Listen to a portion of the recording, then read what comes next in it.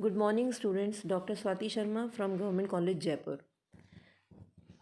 पिछले लेक्चर में हमने सल्फर सिस्टम का फेज़ डायग्राम बनाना सीखा था। आज हम उसके फीचर्स डिस्कस करेंगे, फेज़ डायग्राम को समझेंगे। सल्फर सिस्टम में हमारे पास 4 कंपोनेंट्स होते हैं: rhombic sulphur, monoclinic sulphur, liquid sulphur, sulphur vapour. उसका फेज़ डायग्राम आपके सामने स्क्रीन पे है। इसमें 4 एरियाज़ हैं, 6 कर्व्स हैं और 3 ट्रिपल पॉइंट्स हैं और एक मेटास्टेबल ट्रिपल पॉइंट है। इन सभी फीचर्स को हम एक एक करके लेंगे। उससे पहले हम ये समझ लें कि सल्फर सिस्टम में 4 फेजेस हैं। तो क्या ये चारों फेजेस एक साथ एग्जिस्ट कर सकती हैं? उसके लिए हम F = C - P + 2 इक्वेशन का इस्तेमाल करते हैं। आपके सामने स्क्रीन पे है कि P की जगह हमने 4 रखा है, तो F = C - 4 + 2। C कंपोनेंट तो एक ही है, तो F = 1 - 4 + 2 और इससे हमें आंसर मिलता है F = -1। अब स्वतंत्रता की कोटि degree of freedom F -1 practically possible ही नहीं है। वो न्यूनतम 0 हो सकती है और अधिकतम कितनी होती है वो हम फेज़ वैल्यू की नंबर ऑफ फेजेस P की वैल्यू रखने पे पता करते हैं। तो हमने P को जब 3 रखा था तो हमें अधिकतम स्वतंत्रता की कोटि मिली थी। जब हमने P को 0 रखा था, प्रावस्थाएं 0 नहीं हो सकती, तो प्रावस्था जब हमने 1 रखी थी तो हमें डिग्री ऑफ फ्रीडम मिली थी 3।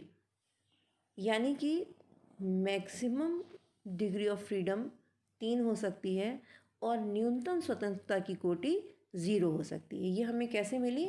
अधिकतम प्रावस्थाएं और न्यूनतम प्रावस्थाएं रखने पर। अधिकतम प्रावस्था रखने पर हमें न्यूनतम स्वतंत्रता की कोटि 0 मिली और न्यूनतम प्रावस्था रखने पर वो हमें अधिकतम स्वतंत्रता की कोटि 3 प्राप्त हुई। तो स्वतंत्रता की कोटि यहाँ पर हमें ये समझ में आता है कि -1 तो हो नहीं सकती। इसका मतलब किसी भी सिस्टम में, किसी भी तंत्र में 4 प्रावस्थाएं एक साथ नहीं पाई जा सकती। अधिकतम हमें 3 प्रावस्थाएं ही मिलेंगी, जैसा जल तंत्र में भी देखा गया था।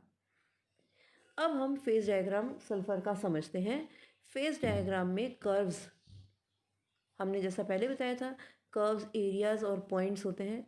तो कर्व्स जो हैं वो लाइन, रेखाएं होती हैं या कर्व्स होते हैं जहाँ पर 2 प्रावस्थाएं साम्य अवस्था में पाई जा सकती हैं अलग टेम्परेचर और प्रेशर पर।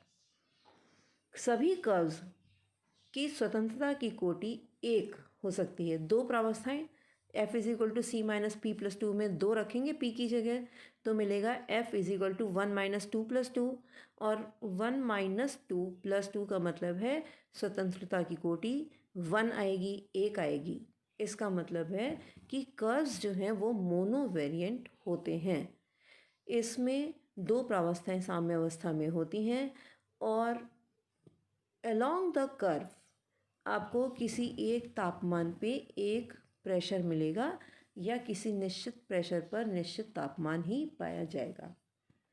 इसके 6 कर्व्स हैं सल्फर सिस्टम के।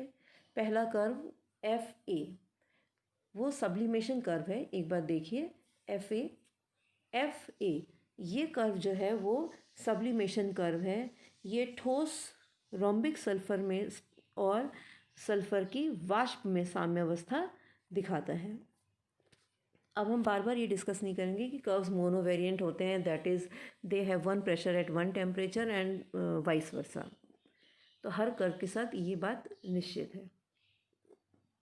दूसरा कर्व AB कर्व देखिए, A से लेकर B तक। इसमें मोनोक्लिनिक सल्फर और वाष्प सल्फर के बीच में साम्यावस्था है, तो ये मोनोक्लिनिक सल्फर का सब्लिमेशन कर्व, ऊर्ध्वपातन कर्व होगा, कहलाया जाएगा। कर्व BE ये वेपर प्रेशर कर्व है लिक्विड सल्फर का। पहला कर्व सल्फर रोम्बिक सल्फर का था, दूसरा कर्व मोनोक्लिनिक सल्फर का था, तीसरा कर्व मोनोक्लिनिक सल्फर और लिक्विड सल्फर के बीच में वेपर प्रेशर कर्व है। AC कर्व जो है उसको ट्रांजिशन कर्व कहते हैं रोम्बिक सल्फर का। इस कर्व के पर रोम्बिक सल्फर और मोनोक्लिनिक सल्फर में साम्यावस्था पाई जाती है। रोम्बिक सल्फर का संक्रमण मोनोक्लिनिक सल्फर में हो रहा होता है।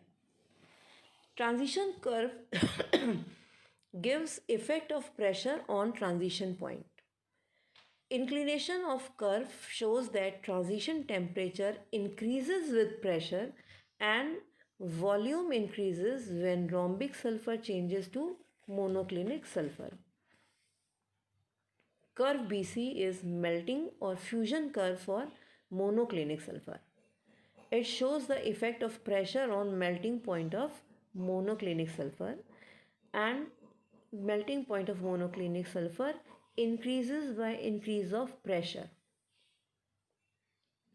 Curve CD is fusion curve for rhombic sulfur.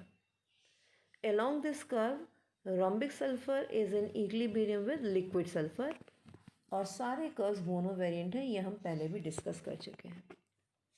बच्चों, जब हम एरियाज़ देखेंगे तो किसी भी क्षेत्र में, किसी भी एरिया में अगर आपको कोई एक बिंदु डिफ़ाइन करनी है, डिस्क्राइब करनी है, हमें ये बताना है वो कहाँ मिलेगी, तो आपको 2 डिग्रीज ऑफ फ्रीडम चाहिए। इन तंत्र आरेखों में, इन सिस्टम फेज डायग्राम्स में हमारे जो 2 कोऑर्डिनेट्स हैं एक्स और वाई, एक्स पे टेम्परेचर है, वाई पे प्रेशर है, इनको प्रेशर टेम्परेचर कर्व्स भी कहते हैं, ये हम पहले बता चुके हैं। तो इनमें जब आपको कोई एक बिंदु डिस्क्राइब करना है तो आपको दोनों टेम्परेचर और प्रेशर बताने पड़ेंगे। तो ये जो एरियाज़ हैं वो बाई वेरिएंट्स होते हैं, इनकी डिग्री ऑफ फ्रीडम 2 होती है। अब एरियाज़ देखिए, हमारे पास 4 प्रावस्थाएं हैं, तो हमारे पास 4 क्षेत्र हैं, 4 एरियाज़ हैं। तो area left to FACD is area of rhombic sulphur. Area below FABE is area of vapor sulfur. Area right to EBCD is area of liquid sulfur. Area surrounded by AB, BC and CA belongs to monoclinic sulfur. ठीक है, phase diagram में इन चारों को दिखाया गया है। Triple points हमारे पास जो हैं वो 3 हैं, ABC, और चौथा ट्रिपल पॉइंट जो है वो मेटास्टेबल ट्रिपल पॉइंट है O। तो ट्रिपल पॉइंट A जो है वो ट्रांजिशन टेम्परेचर ट्रिपल पॉइंट कहलाता है। इसमें इस A पर रोम्बिक सल्फर, मोनोक्लिनिक सल्फर और वेपर सल्फर में इक्विलिब्रियम है, और ये A पॉइंट पर टेम्परेचर 95.6 डिग्री सेंटीग्रेड है और प्रेशर जो है वो 0.006 मिलीमीटर ऑफ Hg है। पॉइंट बी पर टेम्परेचर 120 डिग्री सेंटीग्रेड है और प्रेशर 0.04 मिलीमीटर Hg है, और इस पॉइंट बी पर मोनोक्लिनिक सल्फर, लिक्विड सल्फर और वेपर सल्फर साम्यावस्था में है। Point C is melting point of rhombic sulphur.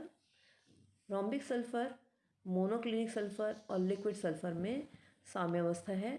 Temperature 150 degree centigrade और प्रेशर 1290 एटमॉस्फेरिक प्रेशर है। यानी मोनोक्लिनिक सल्फर कितने हाई प्रेशर पर ही मेल्ट होती है और टेम्परेचर 150 डिग्री सेंटीग्रेड है। अब मुख्य मुद्दा आता है मेटास्टेबल इक्विलिब्रियम का। मेटास्टेबल ट्रिपल पॉइंट O है, और अब हम 3 मेटास्टेबल कर्व्स हैं उनके बारे में चर्चा करेंगे। एक है AO, दूसरा है BO, तीसरा है CO। A, B और C से, तीनों से हम जो इक्विलिब्रियम कर्व्स ला रहे थे, वहीं पर हमें मेटास्टेबल इक्विलिब्रियम कर्व्स भी मिल सकते हैं। कैसे कैसे हैं? एलोट्रॉपिक AO देखेंगे, जो 2 एलोट्रॉपिक फॉर्म्स हैं सल्फ़र की, मोनोक्लिनिक और रोम्बिक सल्फ़र, वो पॉइंट A पर इक्विलिब्रियम में साम्यावस्था में है। इस टेम्परेचर से नीचे रोम्बिक सल्फ़र एग्जिस्ट करता है और इस टेम्परेचर से ऊपर मोनोक्लिनिक सल्फ़र एग्जिस्ट करता है, जब उसका प्रेशर भी 0.006 है। पर अगर टेम्परेचर रोम्बिक सल्फ़र का 95.6 डिग्री सेंटीग्रेड पे जो है उसको हम तेज़ी से बढ़ा दें, तो transition of rhombic sulphur to monoclinic sulphur will not take place. A point पर रोम्बिक सल्फर से मोनोक्लिनिक सल्फर में जो संक्रमण है वो नहीं हो पाएगा यदि हम तापमान F से लेकर जो ए तक ला रहे थे और ए पर जो हम धीरे धीरे गर्म कर रहे थे वो ना करके हम एकदम से तेज़ी से तापमान बढ़ा दें तो वो संक्रमण नहीं हो पाएगा।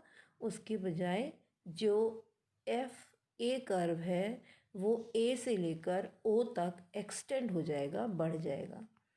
Melting point of rhombic sulphur होता है ओ पर। तो ये जो कर्व ए ओ मिला वो उसको हम metastable curve of rhombic sulphur कहेंगे। और ऐसे तंत्र को, किस तंत्र को, ए ओ वाले तंत्र को, इक्विलिब्रियम को, जो कि सॉलिड रोम्बिक सल्फर और लिक्विड में और वेपर में जो है उसको अगर हम थोड़ा सा भी डिस्टर्ब करते हैं तो कर्व ए ओ जो है वो ए बी के साथ मर्ज हो जाएगा। Curve B O shows metastable equilibrium between liquid sulfur and vapor sulfur. If liquid S is cooled very carefully, liquid sulphur को अगर हम बहुत ध्यान से धीरे धीरे ठंडा करें तो सॉलिड फेज जो है ओ पॉइंट तक आने तक भी सेपरेट नहीं होती। तो कर्व ई बी जो है वो हम कहाँ तक बढ़ा सकते हैं, पॉइंट ओ तक, by super cooling of the liquid. On slight disturbance यानी हल्का सा भी डिस्टर्बेंस देने पर कर्व बी ओ बी ए कर्व में मर्ज हो जाएगा। इसी तरह कर्व सी ओ जो है वो metastable fusion curve of rhombic sulphur है। इसमें रोम्बिक सल्फर मेटास्टेबल इक्विलिब्रियम में होता है लिक्विड सल्फर के साथ सी ओ कर्व के ऊपर। ये जो कर्व है वो प्रेशर का इफेक्ट बताती है melting point of rhombic sulphur में in metastable state. At point O metastable curve A O B O and C O meet, यानी कि पॉइंट ओ पर वो तीनों कर्व्स मिलते हैं, मेटास्टेबल कर्व्स। इसीलिए ओ को मेटास्टेबल त्रिक बिंदु कहते हैं। और इस समय तीन साम्यावस्थाएं जो हैं वो हैं मतलब तीन प्रावस्थाएं जो साम्यावस्था में हैं वो होती हैं ठोस rhombic sulphur, vapour sulphur and liquid sulphur. और इस ट्रिपल पॉइंट के टेम्परेचर है 114 डिग्री सेंटीग्रेड और प्रेशर है 0.03 millimeter Hg. Okay, this is all about sulfur system. Thank you.